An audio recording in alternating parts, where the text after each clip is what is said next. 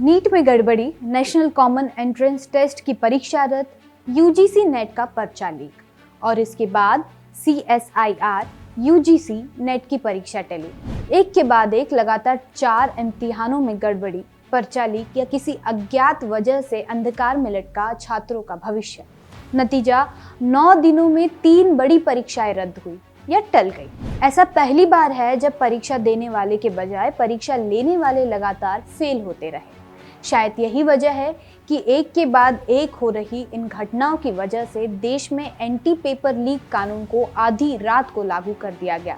नमस्कार, मैं हूं रसिका और आप देख रहे हैं वीओ न्यूज। बीते कुछ दिनों से सड़कों पर छात्रों के उबाल और इस पर जारी सियासत की कई तस्वीरें आपने देखी होगी।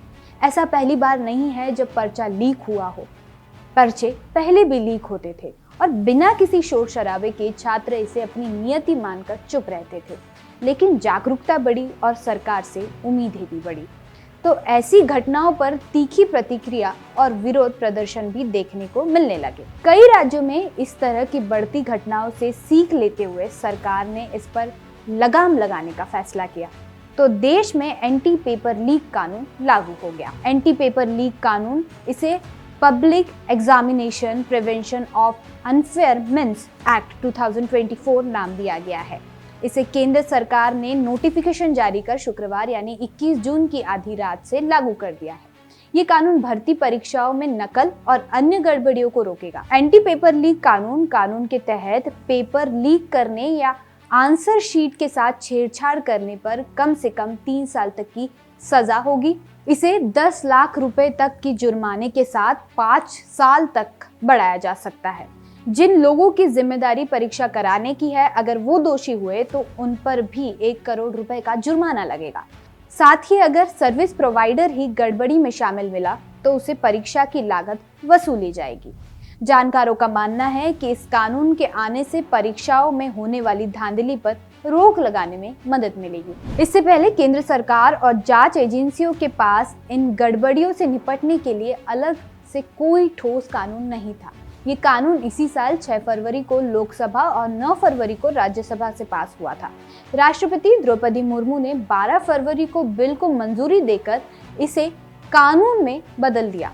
इस कानून के दायरे में यूपीएससी, एसएससी, रेलवे भर्ती बोर्ड, बैंकिंग और एनटीए की परीक्षाएं शामिल हैं। केंद्र के सभी मंत्रालय विभागों की भर्ती परीक्षाएं भी इसी कानून के दायरे में होंगी। इसके तहत सभी अपराध संज्ञेय और गैर जमानती होंगे। ये कानून संगठित गिरोह, माफिया और परीक्षाओं में धांधली से जुड़े सरकारी अधिकारियों से निपटने के लिए लाया गया। अगर इन गड़बड़ियों में एग्जाम सेंटर शामिल पाया गया तो ऐसे सेंटर्स को 4 साल के लिए सस्पेंड किया जाएगा। यही नहीं, ऐसे सेंटर्स की संपत्ति कुर्क और जब्त करने के साथ उनसे परीक्षा की लागत भी वसूली जाएगी। इस कानून में डीएसपी, एसीपी के पद और उनसे ऊपर के अधिकारियों को जांच का अधिकार दिया गया, जबकि केंद्र सरकार के पास यह अधिकार होगा कि वो किसी भी मामले की जांच केंद्रीय एजेंसियों को सौंप सके। क्या केंद्र सरकार का ये कानून धांधली रोक पाने में कामयाब हो पाएगा? अब अपनी राय हमें कमेंट सेक्शन में जरूर दें। अगर वीडियो पसंद आए तो हमें लाइक और सब्सक्राइब जरूर करें।